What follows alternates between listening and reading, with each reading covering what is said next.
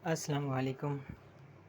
oestech.com.pk online engineering services technology में खुशामदीद।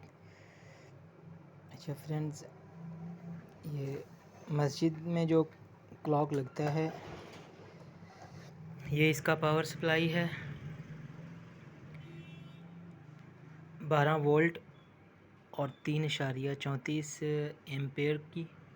ये ख़राब हो गई थी और इसमें यहाँ पे फॉल्ट था। ये जो पॉइंट है इस ट्रांजिस्टर के पास, ये बर्न हो गया। यहाँ से आपको शायद नज़र आ सके,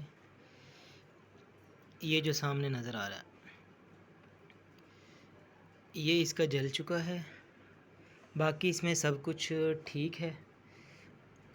और अब मैं जो